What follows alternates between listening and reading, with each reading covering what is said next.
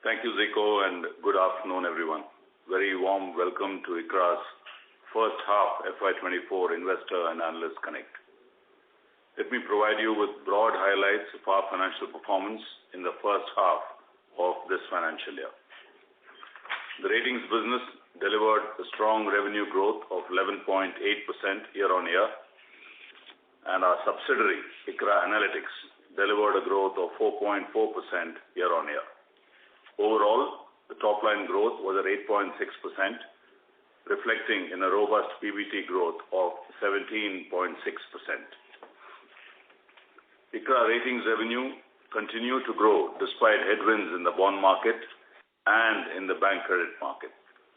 ICRA Analytics business continues to be one of the strong pillars for growth and diversification as we continue to invest in critical partnerships and infrastructure to accelerate growth.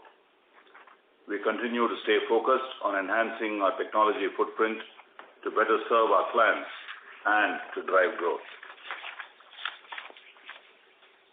I'm excited to inform that we have recently entered into a definitive agreement to acquire a majority stake in D2K Technologies India Private Limited.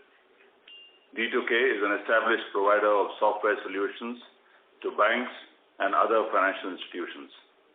The proposed acquisition, subject to closure of customary conditions, is in line with ICRA's growth and diversification strategy and will enable ICRA to accelerate growth in the risk and analytics space.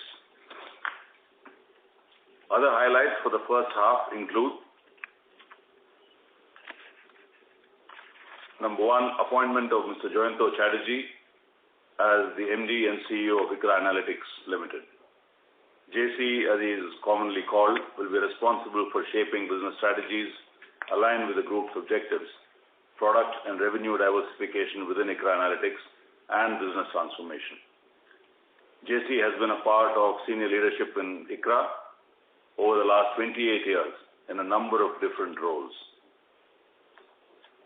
Secondly, we have recently applied to SEBI for license to commence ESG ratings business. This is consistent with the framework announced by SEBI in the early part of this year. So at the present time, the approval from SEBI is awaited. Thirdly, ICRA is now part of the MSCI India Domestic Small Cap Index. Coming to the outlook for the rest of the year, domestic economic activity witnessed a healthy, albeit uneven momentum in Q2 of this financial year. While there was an improvement in urban consumer confidence levels, with continuing demand for contact-intensive services, the demand for goods was mixed, as were the trends in private sector investment activity. There was an encouraging front-loading in CapEx by the Government of India and the states, even as we remain circumspect that momentum could slow as we approach general elections. Further, an uneven monsoon, external headwinds, and resurgence of geopolitical tensions pose some risks. ICRA continues to project FY24 GDP growth at 6%, with risks evenly balanced. Finally, in terms of flow of events, we will cover the group financial performance, overview of our ratings, analytics businesses in that order, and then open it up for Q&A. I also take this opportunity to wish everyone here a very happy Dussehra, Diwali, and a prosperous New Year in advance. I will now hand you over to Mr. Venkatesh Viswanathan, our Group CFO, to talk you through the first half performance in greater detail. Over to you, Venkatesh. Thank you, Ram. Hello, everyone. I will be covering the financial section of the presentation, starting with Q2 FY2024. Consolidated revenue from operations for the quarter increased 6.4% to rupees 104.9 crores. ICRA Ratings revenue grew by 7.8% despite headwinds in the bond market and bank credit market. Securitization market continues its growth trajectory and saw a strong pickup in volumes in the current quarter. Overall expenses increased over previous year on account of salary cost and technology investments.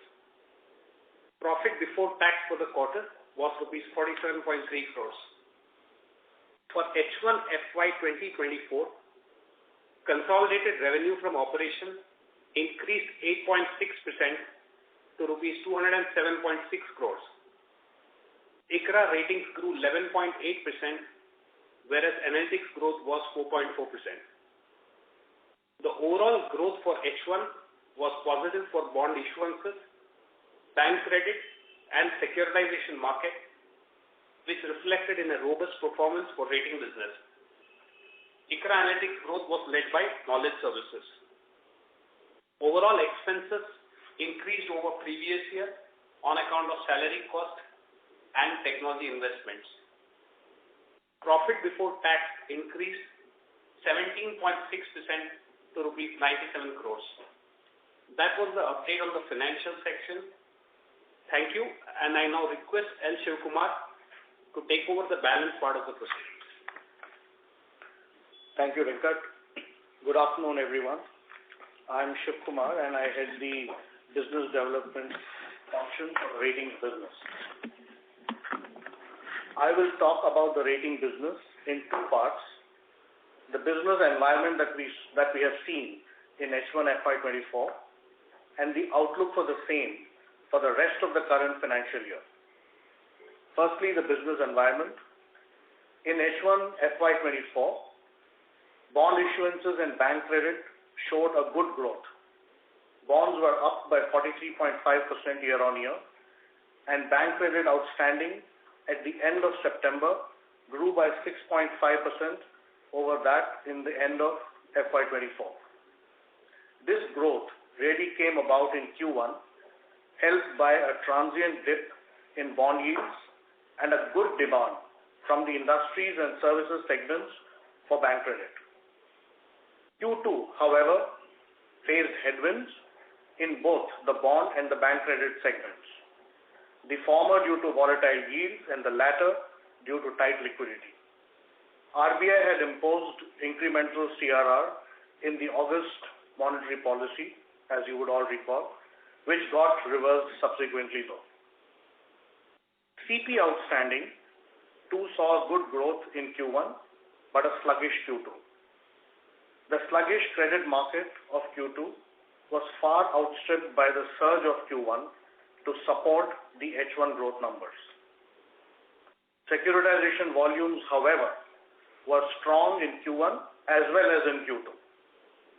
Need for diversified funding avenues due to tighter liquidity, need for cheaper funds, which was made possible with credit-enhanced cherry-picked pools supported securitization volumes.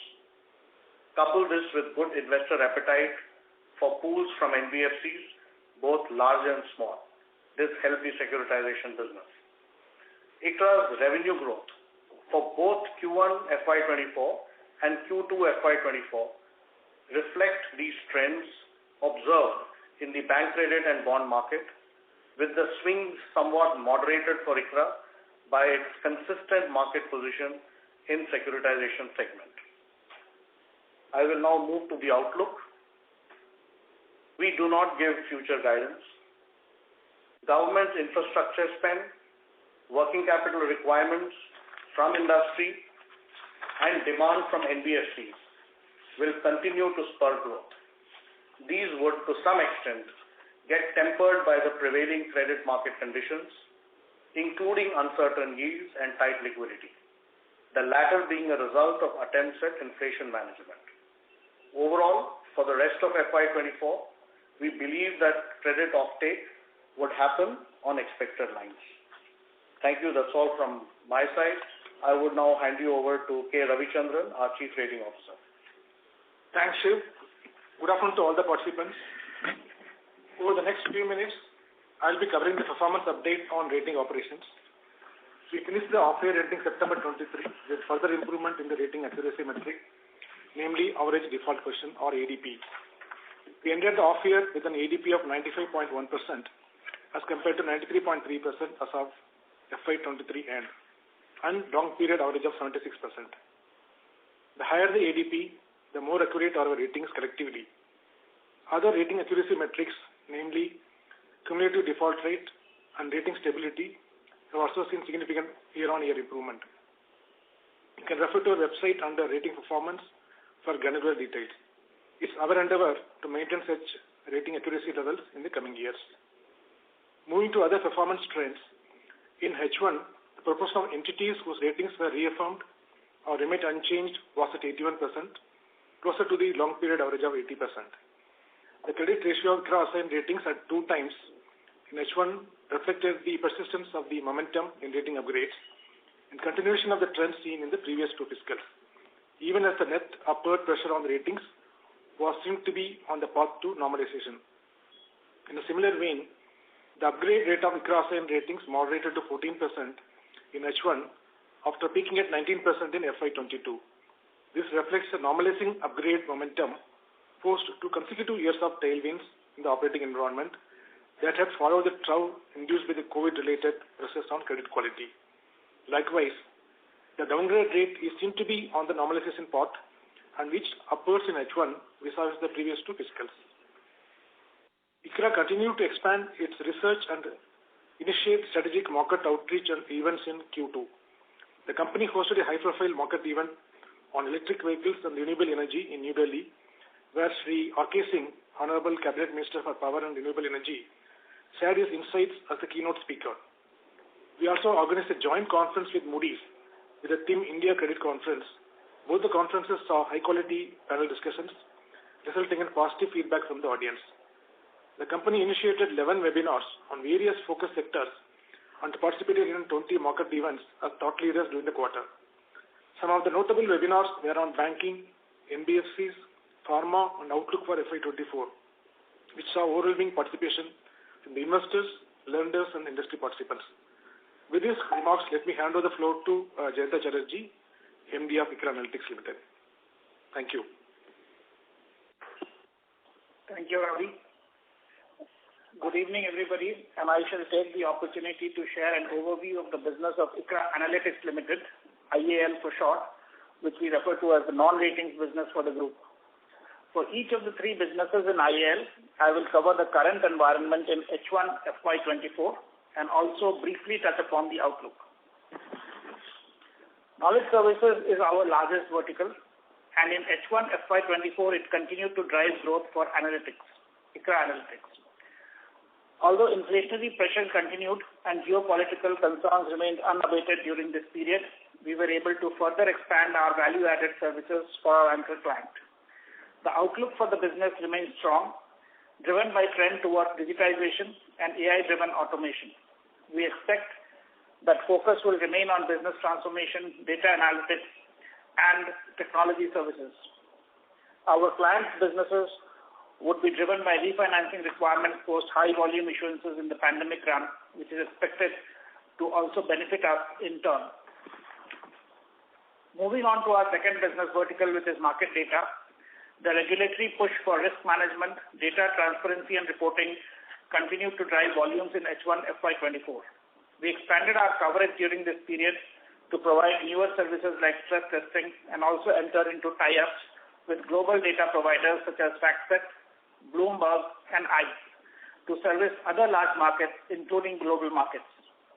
The outlook remains robust, driven by trend towards cloud-based information tool and related data products and more of value-added services rather than pure data. This is expected to drive consolidation of our services and products. Coming to our last business, which is the risk management business, it saw growing demand for risk solutions from banks, financial institutions, and also the NBFC segment in H1 FY24. As regards outlook, we expect demand in risk management vertical to be driven by emerging credit decisioning and monitoring norms based on more real-time data, expected credit loss provisioning norms for banks as and when the same is announced by regulator, and increased focus by large banks to integrate various systems and have a common data and analytics platform. This is the update from ICRA Analytics side. Thank you all very much, and I now hand over the call to the operator. Thank you very much. We will now begin the question and answer session. Anyone who wishes to ask a question may press star and 1 on the touchtone telephone. If you wish to remove yourself from the question queue, you may press star and 2. Participants are requested to use handsets while asking a question. Ladies and gentlemen, we will wait for a moment while the question queue assembles.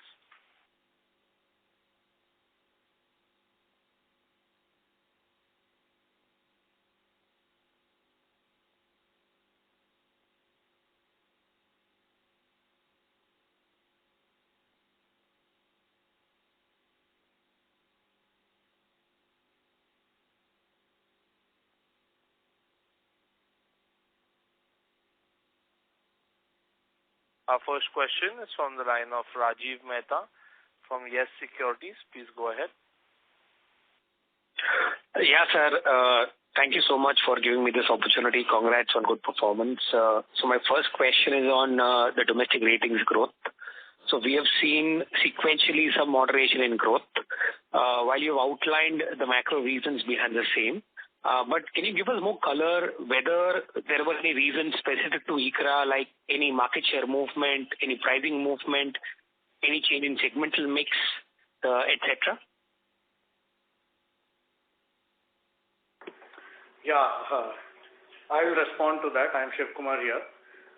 Yes, you are absolutely right, and we did point out the macro movements which had a bearing on our revenue for Q2, both on the bonds as well as on bank credit.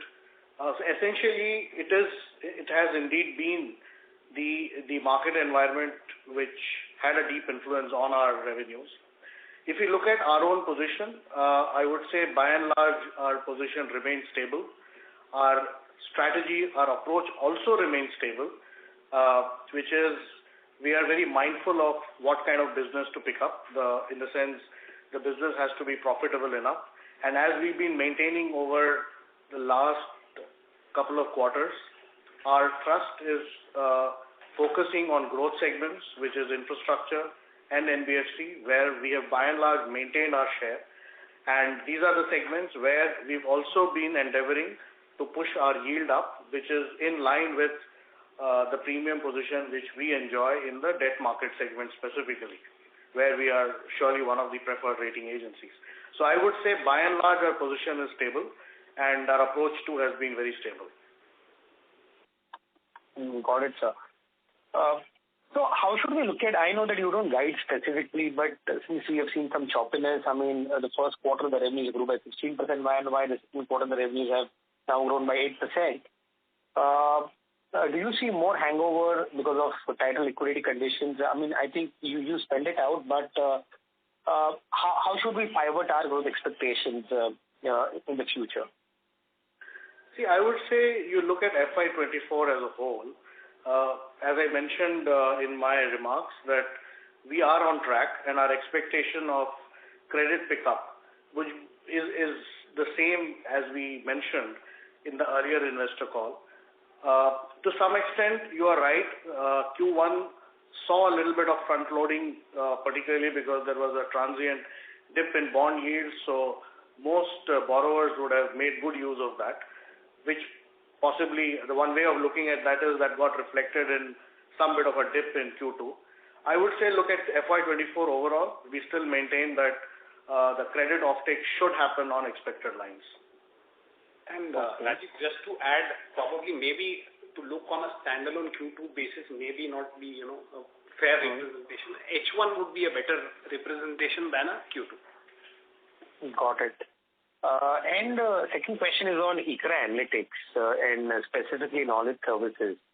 Now, this is the second consecutive quarter where we have seen moderated growth. And when I say moderated in the context of the way we grew in the past 2 years, the current growth rates are much lower. If you can spell out what has changed in the environment, I think macro you've given out that spending has slowed down. But specific factors to us, because we source a bulk of this revenues from our parent Moody's, so we can highlight few specific reasons for this lower growth coming, and when can we expect this to revive? Yeah, I'll take that question. So you're right, there has been a moderation in the growth rate that you have seen, and as we have mentioned in our call also, the reason primarily is the global slowdown that we are seeing, and that is having an impact in terms of the way the business is flowing. we are working on two levers. One is increased value-added segment, and that is something that we keep sourcing as and when we interact with our bank. And whenever we get that opportunity, we do proof of concept, and those are the ones which will move it further into the value-added domain going forward. We do expect that the overall macro overhang of global slowdown will continue for some time, given the uncertainty. But this strategy is something we expect should play out as we move along. Great. Thank you. Just lastly on broader question on margins. Now that we are now set on the revenue growth run rate that we are looking forward, what are the margin levers available for us to pull up margins from where we are over the next 4-5 quarters? Sorry, is this question for ICRA? No, aggregate. I mean, I would say it's an aggregate question. So you can just highlight margin levers both on the rating side as well as on the analytics side.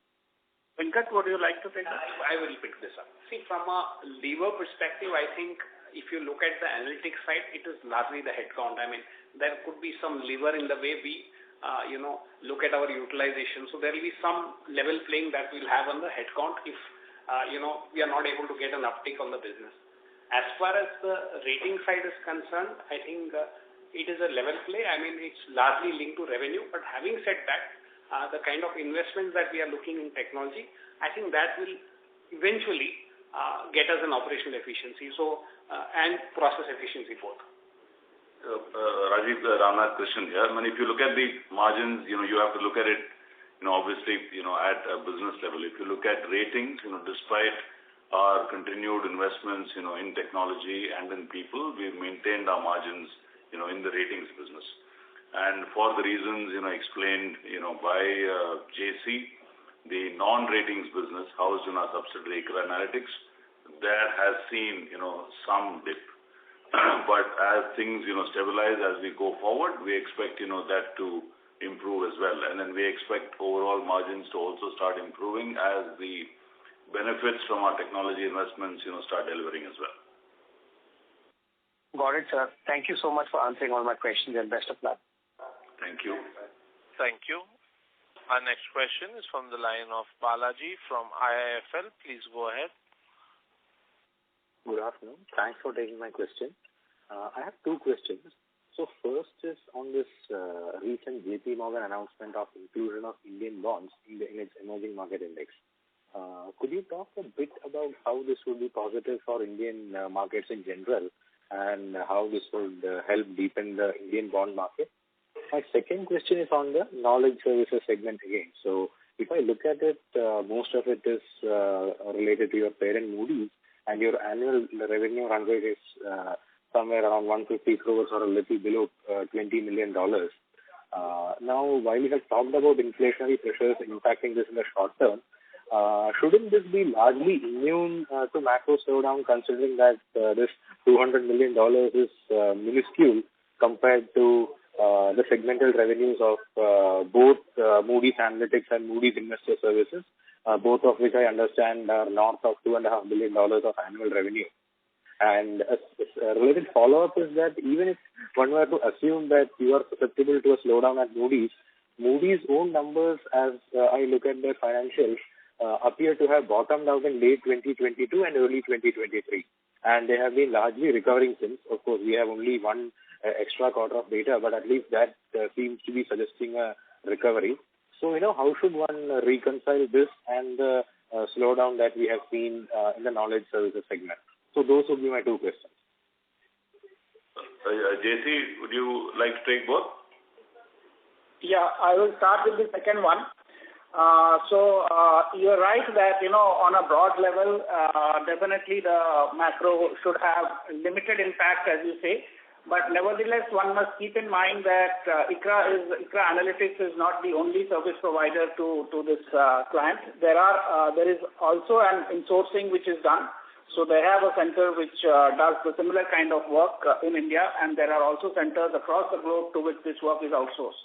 So as a result, it's a competitive business where IAL has to compete with other providers of this business.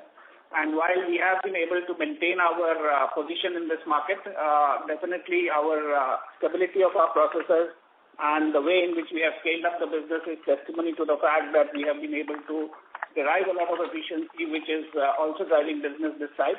But I would also emphasize that it's not like every business from Moody's would come to us, so there is a competition there as well. So that is something that would explain the way in which the trends that you are seeing. Coming to your other question regarding inclusion of India in the JP Morgan Emerging Bond Market Index, I think starting from June, this is to an extent of 10%, this inclusion is expected to drive more and more investment into government security bonds.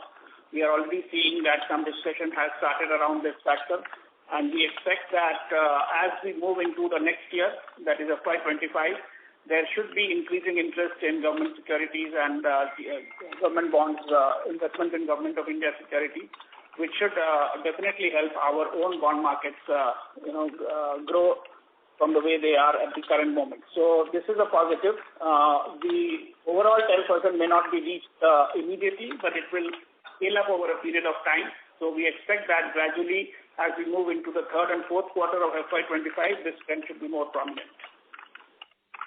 Yeah, Shiv, anything further? Just to add to that, we've always been saying that, the GSEC or the government borrowings tend to crowd out the corporate bond market in India. So this is one factor which will give some headroom for development of bond market, and over a period of time, this should definitely be helpful to the development of bond market in India. Okay, thank you. So just basically on the first response on the analytics, so if I understood it right, since the macro conditions are a little unfavorable, it would be fair to state that Moody's has also insourced a little bit of work, right? Did I hear you right, in addition to the other competitive factors that you just outlined? That's correct. That's correct, Balaji. See, to some extent, Balaji, what actually gets diverted to us as a service provider is a function of the business flows that Moody's themselves, see, globally. If those business flows actually slow down, then what gets actually diverted to us or outsourced to us also will reduce. So it's a function of the throughput that they see and what gets actually diverted towards us. So it's a leverage play on their revenue or their business flows as well. So if they are facing headwinds in terms of business flows, then naturally the level of business that actually gets diverted to us will get impacted as well to some extent. But obviously it's something that we hope and expect to sort of get back to near normalcy sooner than later. Got it. This is quite helpful. Thanks and all the best. Thank you. Thank you. Our next question is from the line of Varun Bang from Bryanston Investments. Please go ahead. Yeah, hi. Thanks for the opportunity. Just a couple of questions. Firstly, on the rating business, is it possible to get some insights on how the pricing works when any client comes for enhancing its bank loan facility? Hypothetically, let's say if there is 50% enhancement in the value of rated debt, how much would that translate into incremental revenue fees for us? I'm sure there'll be multiple angles to look at it, but how should one look at it? Can you please help me understand this aspect? Yeah, see, at a very broad level, the pricing is a function of the volume of debt being rated. This holds true for bank credit, that is the bank loan ratings, as well as for the bond ratings, including commercial paper, etc. So that broad principle holds. So whenever an existing entity comes to us with an enhanced requirement, there is an initial rating fee and an annual surveillance fee applicable on the enhanced fees as well. So that's the broad principle which holds true. Okay. And is it possible to get revenue split between, in the rating business again, between large corporate and MSME? The rating split between what? The fresh and the surveillance? No, large corporate and MSME. Okay. To maintain parity of information, we don't disclose that specifically, so we can't give that information. Okay, no problem. But let's say if large corporate, it has almost 74% share in the total industrial credit, would that be, is that ballpark same holds true for us on the BLR side? No, it's difficult to say that. See, you are looking at RBI's segmental credit to arrive at this number. See, as far as we are concerned, our overall revenue mix comprises debt market ratings as well as bank loan. Now, smaller entities mostly would be rated for bank loan. The larger entities would be rated for both debt market as well as bank loan. So we've not looked at it the way you have addressed, or rather you have had a look at that particular number. So difficult to comment on that ratio as such. But I can respond to your question slightly differently at an industry level. At an industry level, if you look at the composition of value of volume of debt rated, typically your market instruments would account for a fairly significant portion. When I say significant portion, I will say upwards of 60%. So 65-35 would broadly be the mix between your market instruments and your bank borrowings. So the bank borrowings will be smaller ticket, relatively speaking, and the market instruments will be larger ticket deals. Got it. Thanks. Second one is on the ESG rating providers. I mean, the ESG providers are now regulated under provisions of CRA regulations, and most of the rating companies, including us, have incorporated a separate subsidiary. What, in your opinion, is regulators' thought process here, and what is our sense of the opportunity, and how do you think this should evolve? So sorry, I didn't get your question. Can you repeat it, please? Yeah, so this is on the ESG rating providers. For the first part, your question was, what is the regulator? What is the regulator's thought process here, and what is your sense? How could it evolve? And I think the framework is quite comprehensive. Would that mean the industry would have decent opportunity in this space? Yes, see, I think it's still early days yet. At the moment, in fact, what has been prescribed by the regulator is just a framework within which every ESG rating provider, has to operate. But I think the way to look at it is not to look at this in isolation. You will have to look at ESG as a whole, as an area, which can be addressed not necessarily through the ERP company, but through our risk analytics franchise as well. So we will be looking at it holistically. So it remains to be seen as to how it plays out, but generally speaking, given the attention that is receiving from the regulators, from international investor community, etc., so we expect this to actually evolve, quite considerably over time. But I think it will be a journey. Okay, got it. Just last one. If we see initial years of Moody's post separating from Dun & Bradstreet, for many years they heavily bought back shares from the market and eventually, forfeited a large chunk of share capital base. And this over period of time had, significant impact on earning per share. I would like to hear your thoughts on the same. Are we open to look at such options? I mean, Moody's current holding in our company can give us liberty to look at such options. Can you please share your thoughts? Yeah. See, Varun, the issue is we cannot comment on this because it's a UPSI information, so unfortunately we will not be able to comment on this. Sure, thanks. Thank you. Our next question is from the line of Nitesh Rege from Chris Capital. Please go ahead. Hi, sir. Thank you for the opportunity. Just following on the question from the earlier participant, what would be the current market size of this of the ESG rating segment market? See, at the moment, it has to essentially be a function of what the regulatory expectations are and how the regulator expects these to be managed. See, at the moment it's not mandatory, right? So it is not essential for any entity to get themselves rated, from an ESG perspective. So there is obviously, a voluntary solicitation that takes place, but that is purely voluntary. So therefore, to determine the market size from the point of view of how much of this can be monetized, I think it is still, difficult to determine, in a country like India. You can probably, hazard a guess to determine what the addressable market might be in terms of how many corporates and based on the size of their debt, might have ESG implications. But how much of that is likely to be monetized or could be monetized is difficult to tell because at the moment it's not actually mandatory. So that's why I said, this is an area I think that will evolve over time. So it is an interesting area, it's very topical, receiving a lot of attention. I think there are baby steps that are being taken, but how it will evolve as a business proposition, I think only time will tell. Okay, thank you. And could you highlight who are the other players in this segment? See, at the moment, you have obviously a few international entities like MSCI, and you have Sustainalytics. And locally, at the moment, obviously there are voluntary, gradings, provided, by a few Indian entities. But internationally, essentially, is just a, handful of them. And this is outside of the ratings community internationally. Obviously, our parent, Moody's is involved in it, and so are some of the other international credit rating agencies. Okay, sir. And one more thing. So we have substantial amount of cash in our balance sheet. Could you highlight any capital allocation plan?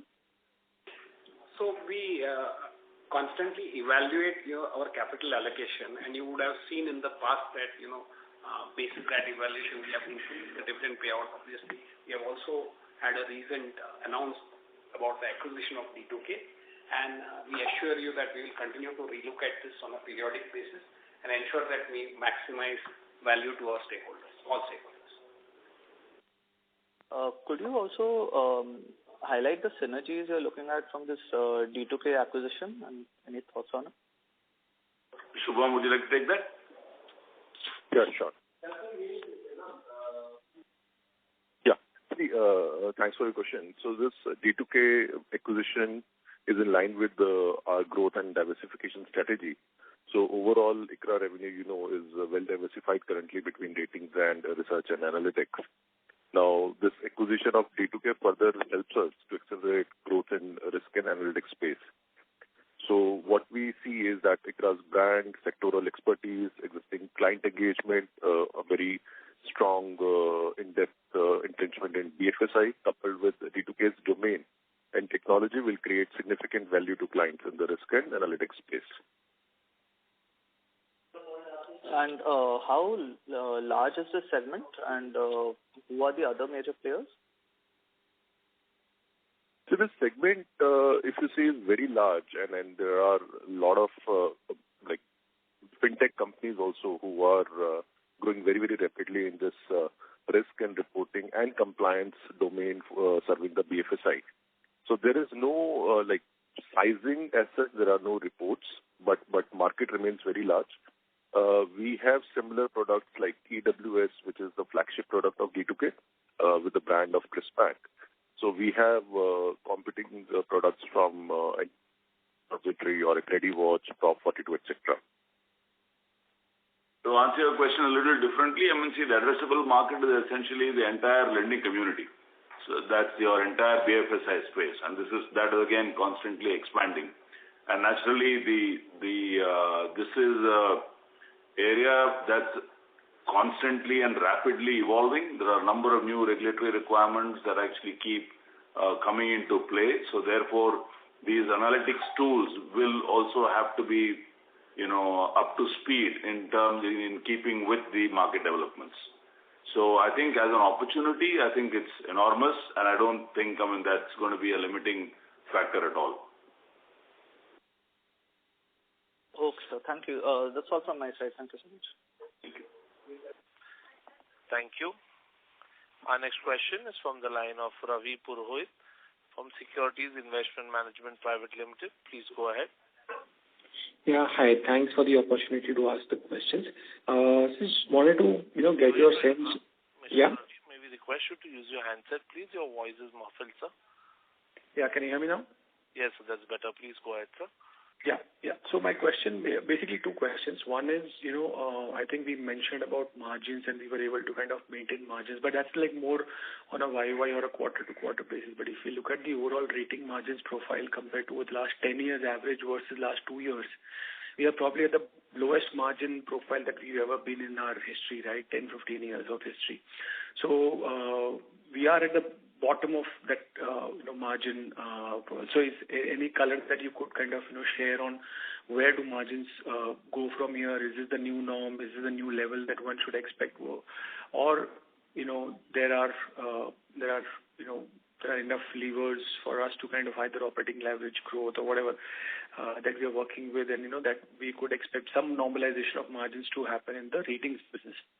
And second is this reorganization of costs between ratings and analytics that we have done, which I think we've mentioned for the last 2 quarters, I think. And also we've emphasized on this tech spends that we are doing right now. So if you could just elaborate a little bit more as to what nature are these tech spends, what is this all reorganization? Is this something that we are that is long been needed at the firm level and we are doing now? Or is this some kind of a reorganization that we are doing? If you could just spend a little time and share some insights as to what and what are the things that we are doing, it will be helpful for us. So the first question, which was on the rating margins. Yeah. I think on the rating margins as a organization, I think there is some way for us to go, and we are cognizant of the fact that the margins has to improve. So currently, I do understand that the peak margins which you're quoting, they may not essentially, what we are looking, but having said that, we are cognizant of the fact that a couple of years back, we were at 35% margin, and most of the rating business has a higher level of margin. Though we don't give any forward-looking guidance, but our endeavor is to keep on, working on operational efficiencies.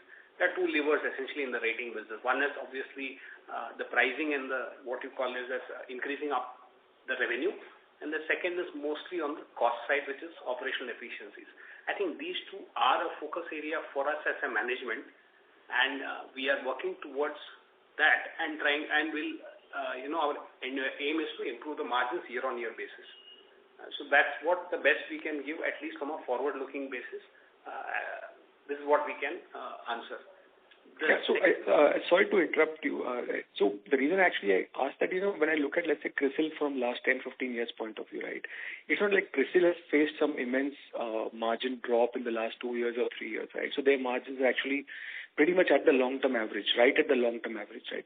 So it looks like it is a company-specific issue. So is it something that we need to solve for something, because pricing should then impact everybody else, right? Not just CRISIL, not just us alone in that sense, yeah.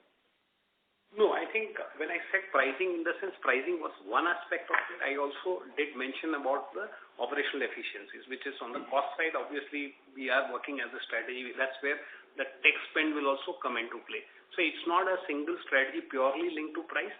We also need to, if you ask me, go for more client acquisition. That is, so these are the 2. So when I didn't especially mean that we are only looking at pricing as one of the options. So it was pricing as well as client acquisition, as well as something working towards operational efficiency. This forms a part of our strategy as well, where we actually look into all of these. We are actually working in many of these areas, and we are hopeful that we will be in a position to, move needle there. Okay. The second is, the second question was in terms of the allocations between the margins between the ratings and the analytics side. So what essentially has happened from the current year is we are using, and this also addresses in one way or the other when we were talking about the first question, and indirectly this addresses, we are actually enhancing the group resources to take on more responsibility, which means with the same set of resources, we will be serving, let's say, analytics or any other entities that come into play, which is what essentially has happened. So we have put a framework wherein some of the costs which were being earlier, essentially sitting in one particular entity, with a better utilization of resources, we are also passing on these costs to the other entity.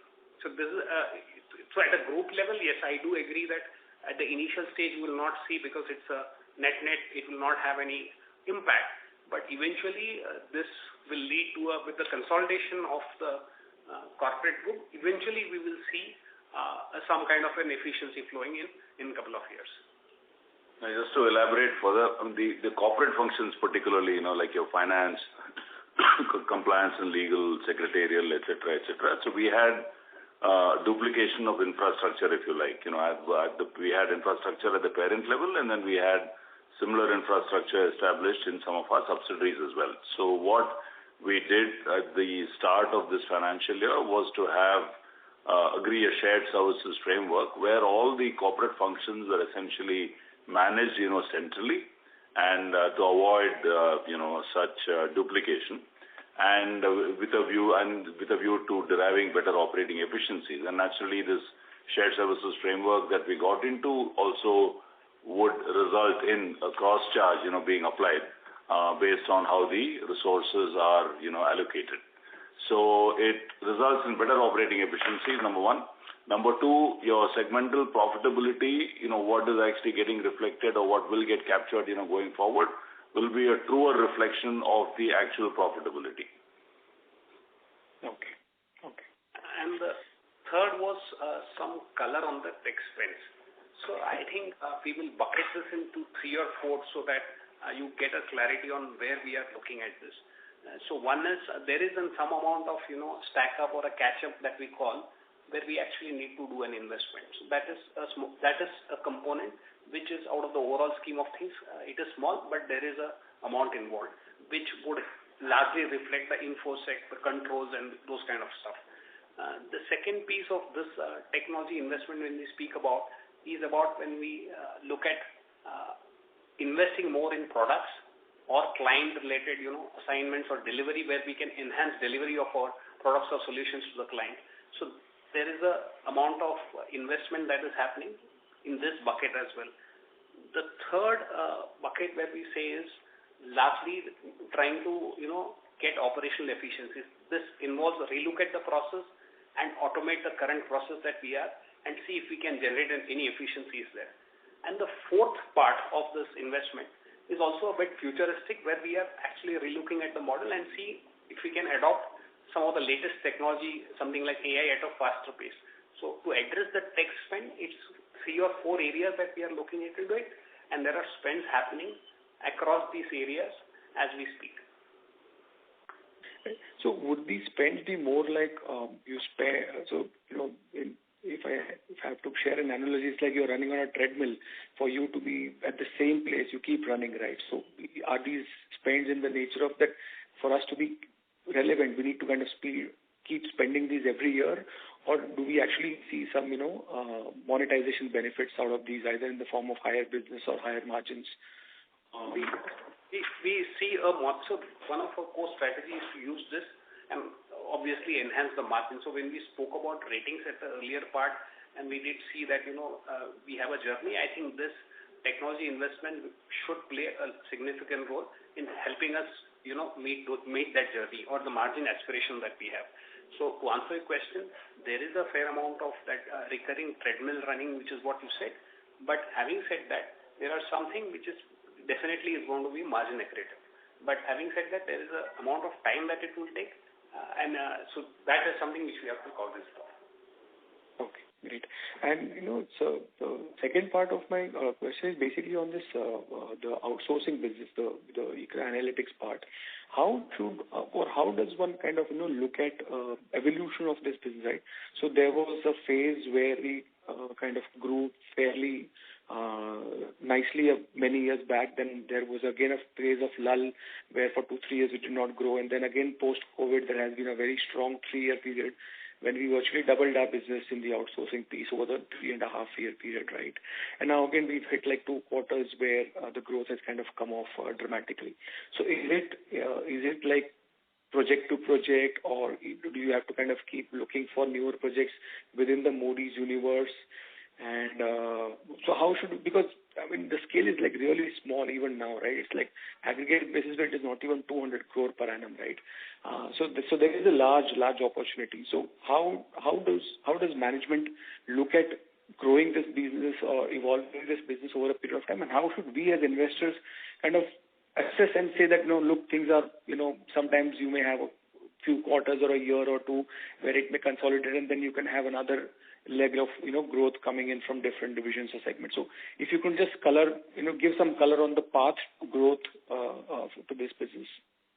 Right now it's like a random thing, right? Every quarter we get the number, we say we see the numbers and that's about it, right? There's absolutely no connection that we can make as outside investors, right? No. fair question. I think there are 3 or 4 questions built into that. I'll try to answer a few, and I'll also then pass on this to JC. One is, I think, most of our business, including the rating, I think to look at on a quarter basis may not be correct. I think we should look at from a full year basis because we get a full flare of the numbers. Having said that, the last 3 years, if you look at this business, it's given a very strong growth in the last 3 years because of the reason that we did get opportunities to work on the ESG segment. So the way this business operates largely is that many times it is a combination of both. To answer your first question, this business, the growth depends on 2 parts. One is you have a very steady stream of revenues, which is what people call it as an FTE, the full-time equivalent. So that gives you a stability for the business. And the second part of this is the project. So it has got a combination. So 80 to 85% of the revenue from this will largely be on a FTA model. The second part of it, which is on a project basis, it depends upon how the projects you get or evolve or you get it from the host company or the parent company. So that is again dependent upon one of the factors of the policy of the company, how they want to look at outsourcing. And the second is obviously the global economic factors that they are in. So the last 3 years, we had a good run. The economy was doing well. Having said that, the current year, as outlined by us earlier, there was some challenge in the global economy itself, and we did see an impact of this in the projects that we have. So to answer it again, I think most of the time the question comes here is how to size or make a,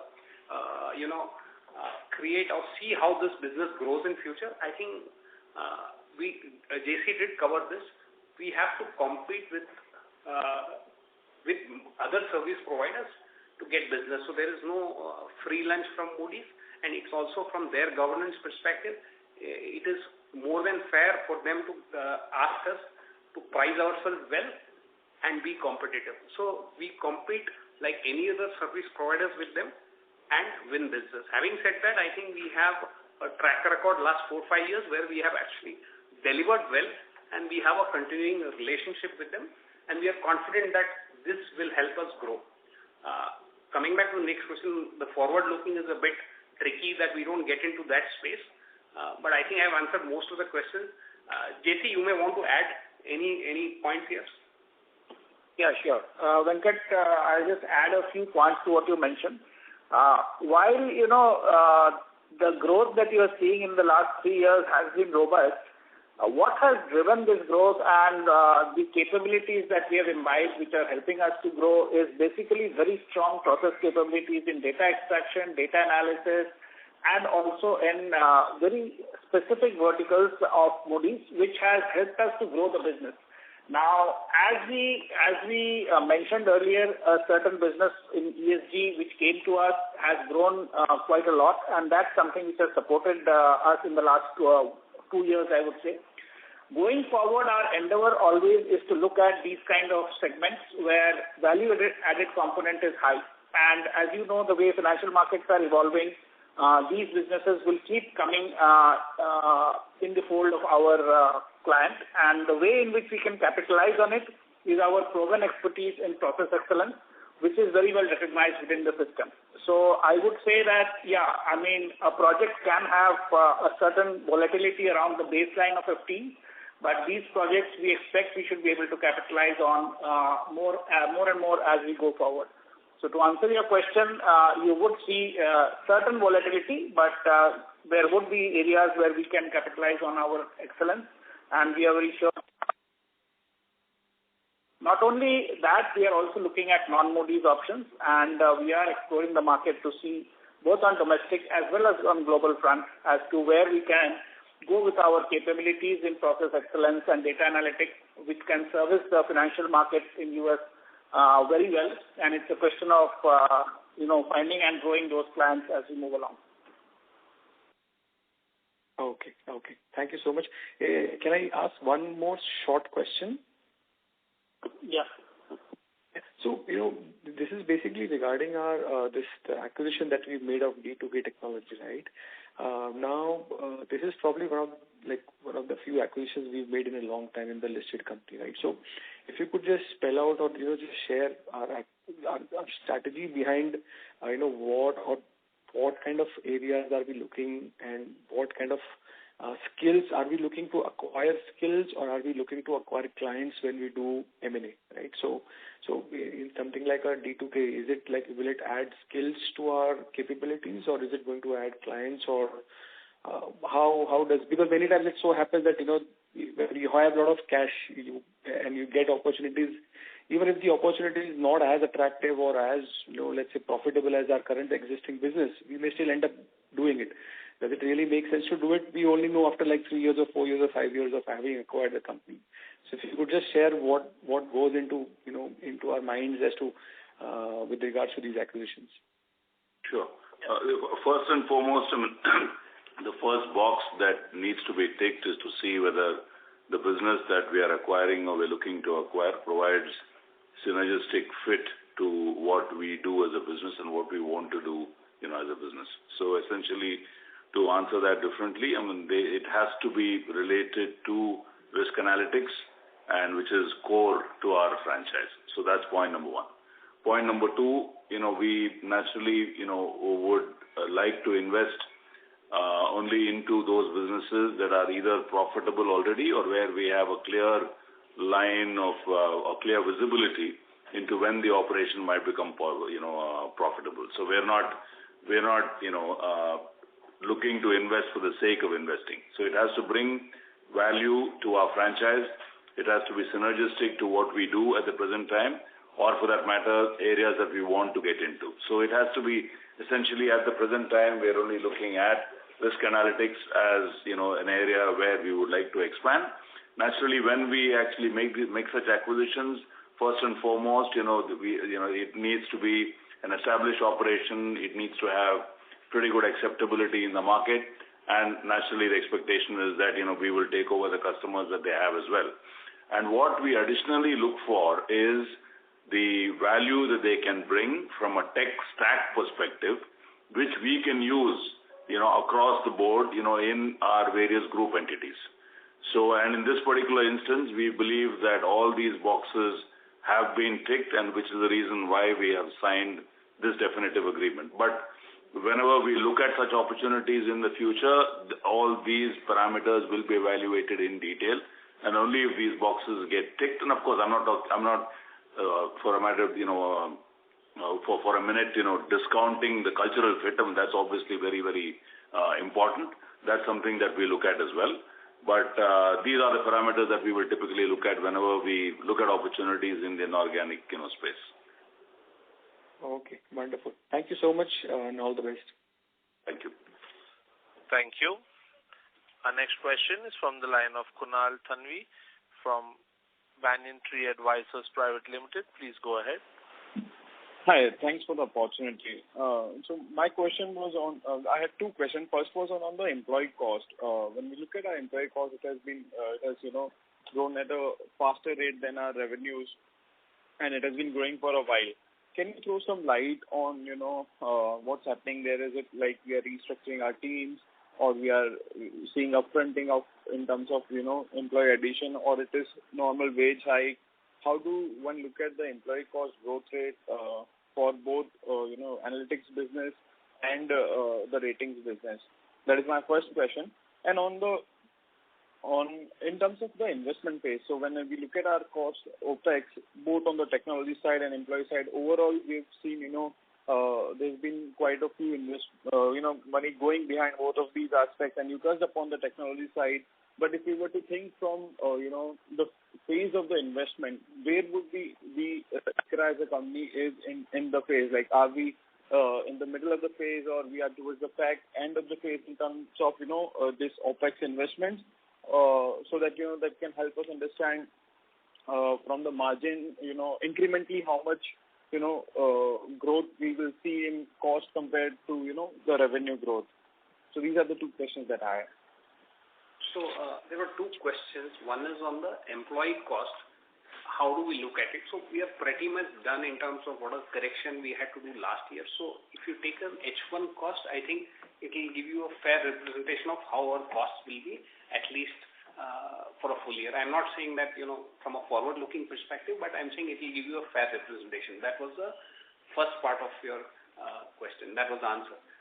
The second part is from a tech perspective, I think we have done a fair amount of legwork. So I did mention that there are 4 or 5 buckets, and each of them are in a different phase. So to put where we are, whether we are at a starting, I would say we have reasonably spent, and from a journey perspective, it's very difficult to put, whether I am in the mid or, because there are 5 different initiatives that we are looking at it. But I would, if you really want to get a sense, I would say around 25 or 30 or 40% is where the journey has been. I'm not saying the cost, because that is an outcome of, multiple factors. But from an overall journey perspective, if that's a thumb rule, I would say I would be somewhere around 40 to 45% where we would have done the journey. There is still a journey for this. There will be some more investments which definitely will come along the process. But having said that, we are sure that these investments that we are doing, they are going to, at least in the near term, they will help us build some of those process efficiencies and help us to get those margins where we want to be. Sure. One more question, if I can ask. It was on the knowledge services business. Like when I look at, the number of employees or the headcounts that get added, for last 6 to 8 months, we have not seen, addition in the headcount for the knowledge services business, for the ICRA Analytics as a whole. While, our understanding was that that would be a lead indicator for the growth in the, entire ICRA Analytics. Secondly, since we are kind of trying to scale the non-Moody's business in India and, globally also, what's the disconnect there? Ideally, should we see, headcount increase in the ICRA Analytics because we are trying to grow both the Moody's Analytics business and, non-Moody's business in India? So I'll take that question. So first is, I think that's from an assessment perspective, I think we have not added much incremental headcount during the year. That's a correct assessment. So as I mentioned in my earlier, conversation, that there are 2 parts to this whole business. One is a steady state of headcount, which gives you what you can call it as a run rate, fixed run rate. And the second part is a project.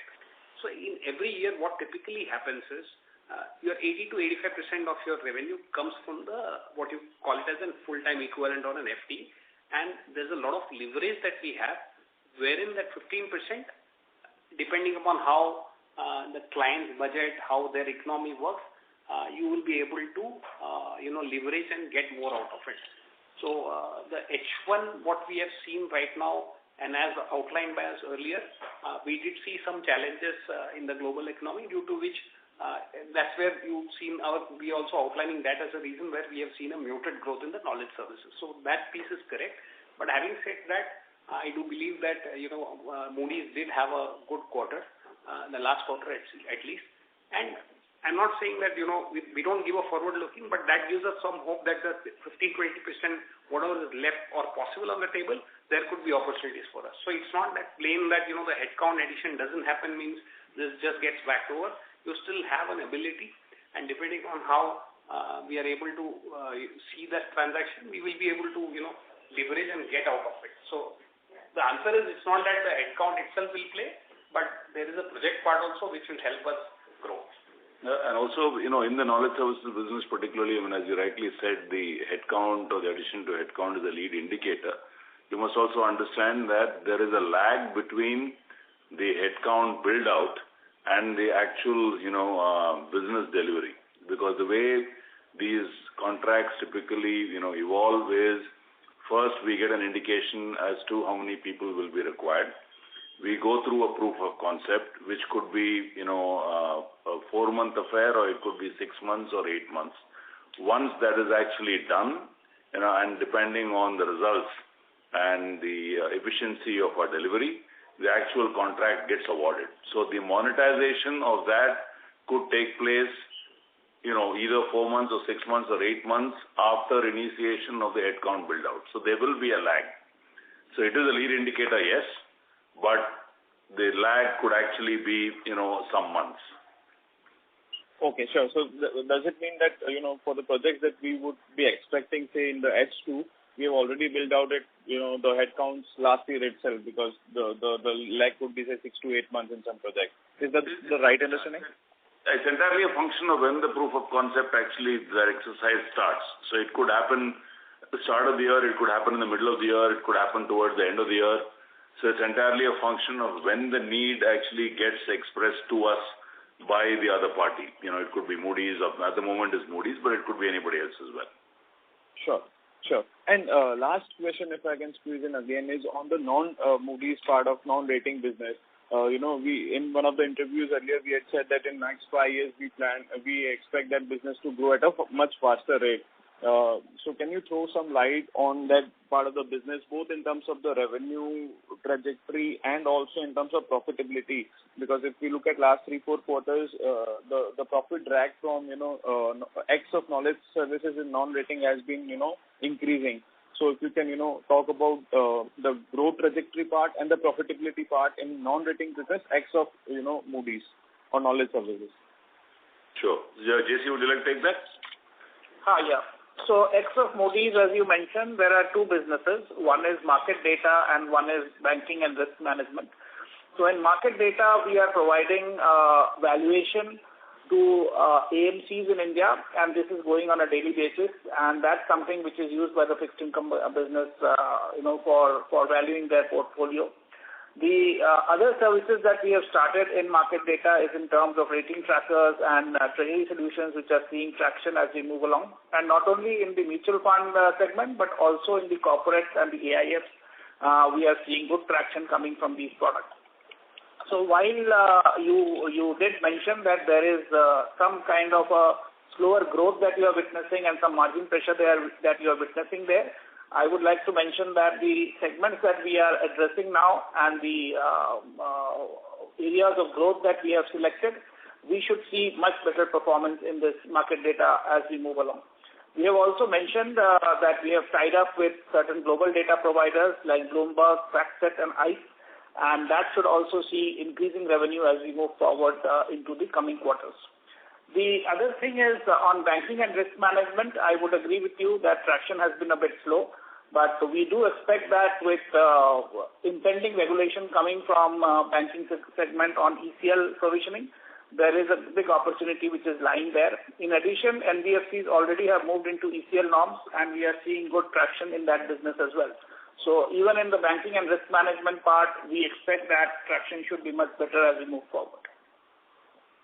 And this is an area again where we believe that the current acquisition that we've announced, D2K, that will add, significant value. Sure. And this D2K, they did some 15 crores of revenue last year. What would be the, ballpark profits that they did, or it was not making profits? So it has been profitable since the time it was set up. Sure. Will you be able to share some, indicative number on the kind of quantum of profits that they've made in FY23? So at this point in time, this has not been disclosed to the exchange, so we are a bit cautious. But having said that, we can just say that it's profitable. It has been profitable till last year. Sure. Thank you so much for answering my questions. I'll get back in touch with you. All the best. Thank you. Our next question is from the line of Paresh Sangani from Club Millionaire. Please go ahead. Hi, thank you so much. Sorry to interrupt, Mr. Paresh. Your audio is muffled, sir. Could you please use your handset, please? Hi, Ram. This is Paresh. First and foremost, thank you for the quality of presentation. It's really gone up and it's insightful now. Paresh, you're not very audible, Paresh. Mr. Paresh, you're not audible. Is it better now? Yes, sir. Please go ahead. First question is on the rating margin. I was a bit surprised with the sequential drop, simply because this quarter we would have had the highest securitization volumes, ever. So obviously, this being a high margin product, ideally our margin should have either held up or gone up. So just thoughts on that, Venkat? So, Paresh, just one thing. Typically, to look at rating margins as such, the rating revenue growth has been a bit lower in Q2 as such. If you look at the way we do, either most of the time if you look at the earlier quarters also, we would have at least grown 11% plus. The Q2, we believe there was a challenge as outlined by Shiv earlier. We did see that there was a degrowth in both the bond market and the bank credit both. So we did see a lower percentage revenue growth, which in a way had some impact on the margins. But I think the better way to look would be at an H1 level where we have seen, at least a slight uptick in the margin.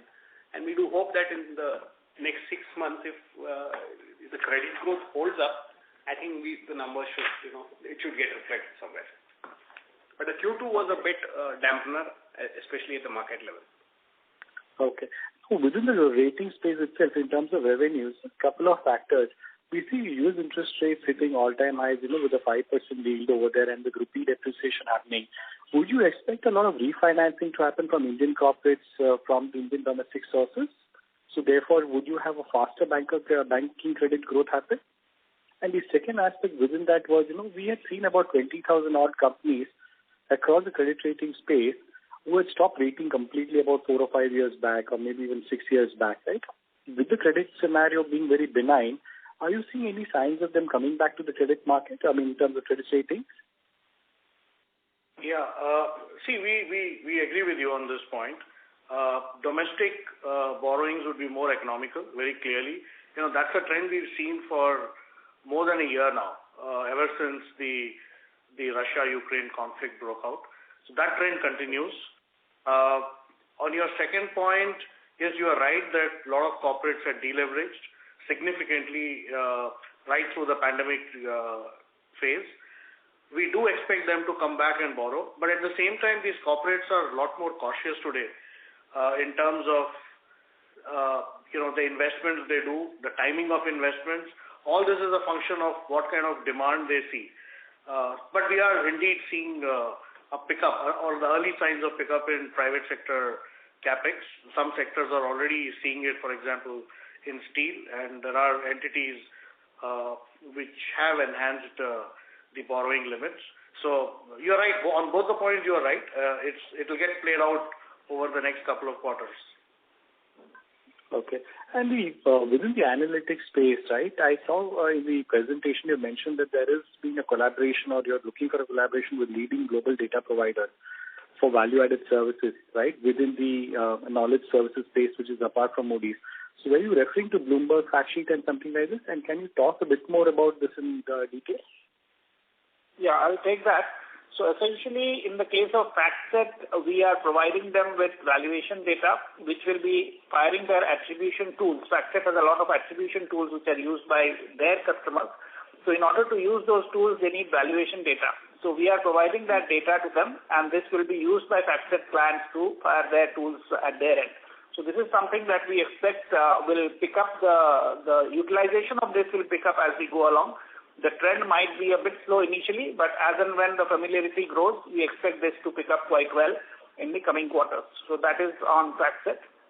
On Bloomberg, similarly, our valuation data for fixed income securities is now being made available through the Bloomberg terminals for all their users. And that's also something which we expect will add to our revenues as we move along, because Bloomberg has a good market share in this space. And moving forward, that should be something which will add a lot of traction to our own market data services and products that we offer. As far as ICE is concerned, we used to provide ICE with security level valuation for corporate bonds. We are now moving into state development loans as well, and that's something that should get formalized, and usage of that we expect to pick up quite well going forward. So these are the 3 tie-ups that we have done. And while we were very strong in the AMC space domestically, we expect that these tie-ups should take us into the global markets as well through these data and service providers. So just to clarify, this tie-up that we have with them, is it both for domestic as well as their international business? How is it normally? Yeah. So all the terminal users, both global and domestic. Okay. And then final question is regarding the D2K acquisition, right? From what I saw within the presentation and the disclosure, it looks like it was a product offering which is similar to what we already do within our RMS side. So how is it very different? I'm sure we would have had a product, something on discount already. So how is it really different in that sense? No, it's only complementary to what we do at the moment. So if you look at the two main products that are there, in D2K, one is the early warning, alerts that they provide to the lending institutions, aggregating, number of multiple, data points. We don't have that product in our product suite at the moment, though we have been thinking of actually developing it. Now we don't need to. The other one is they have the income recognition and asset classification, identifiers, again, that they provide, to lending institutions, but primarily, banks and NBFCs. Again, something that we do not have. So they are complementary to what we have, and these are not, they will not cannibalize any of our existing, revenue streams. Okay. And Ram, just one final clarification. These will be on what, on SaaS basis that will be provided to the customers? Sorry, come again? The pricing will be on SaaS basis or something similar to a customer? Both on SaaS and on-premise. Both solutions will be there. Yeah. Sorry? So, software as a service as well as on-premise. Both of them will be there. Both. Okay. Fine. Thank you so much, Ram, and all the best. Thank you. Thank you. Thank you. Our next question is from the line of Mahesh Purohit from HJ Securities. Please go ahead. Good evening, everyone. Am I audible? Yes, sir. Please go ahead. Yeah. So my first question is regarding the analytics business. We did a acquisition this quarter. So is it proper to understand that in the analytics business, especially the non-Moody side, will we be doing more acquisitions in the coming years? So sorry, that's a new PSI, so we can't answer that. Okay, but will that be one of the strategies for growth in the future? I think it's fair to say that we will constantly be on the lookout for opportunities, and as I said, if it actually ticks all the boxes, both organic and inorganic, and if it ticks all the boxes that I had actually talked about earlier, then naturally it will receive serious consideration. Okay, fair enough, sir. Thank you. And my second question is about the ratings business. So we are seeing decent growth in the Indian GDP and also the government capex on infrastructure, and also we are expecting private capex to pick up. So considering all that and also the expansion of the bond market, so could we expect a better growth rate in the ratings business over the next 5 years? The ratings business is always going to be it's a leverage play on how the market activity pans out, right? So it's a function of how the spends pan out, and it's entirely a function of that. So I think it's at the present time, as we've seen, in the first half of this year, the ratings business has seen revenue growth of just a little north of 11%, right? So, but it's always going to be a function of how the market activity, how the credit offtake, how that actually builds out. So the spends will have to kick in. In the first half of this year, it has been largely state-led, and the private sector spends have been still fairly muted. And once that also kicks in, I think it should play out quite well. Shiv, anything else that you want to add? Yeah, I agree with you. We've seen this play out, last couple of quarters very clearly. We do expect, these two segments, particularly infrastructure, and led by infrastructure, domestic consumption, and hence the BFSI space to grow quite significantly in the coming quarters. But that's, again, as laid out by the government in the union budget for this year, and going ahead, it is logical to assume that these segments will pick up well. So, as Ram mentioned, we do look at these segments and growing well, and ICRA leveraging on these opportunities. Okay. Thank you. Thank you. Our next question, ladies and gentlemen, the last question for today's question and answer session is from the line of Pritesh Chheda from Lucky Investment Managers. Please go ahead. So I just have one question on the India ratings business, and I don't know if it was asked earlier. So from the quarter gone by, have you lost any market share, or is was there any pricing pressure in the market? If you could comment on these two aspects. Yeah, this question was indeed asked earlier and answered. I'll just repeat it in a brief way. The difference largely which you see between Q2 and Q1 is because of the market headwinds, particularly the bond issuances as well as the bank credit. Our approach has been stable and our position also largely has been stable. Okay. And any incremental pricing concerns or anything that you see in the market? There is nothing which differentiates this quarter from the previous quarter. As I mentioned, those drivers are by and large the same. It was more the market headwinds. Okay. Thank you very much. Thank you. Ladies and gentlemen, that was the last question of our question and answer session. As there are no further questions, I would like to hand the conference over to Mr. Venkatesh Viswanathan, Group CFO, for closing comments. Yeah, thanks. We have come to the close of the analyst and investor call.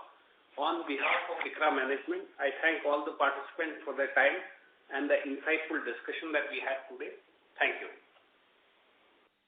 Thank you.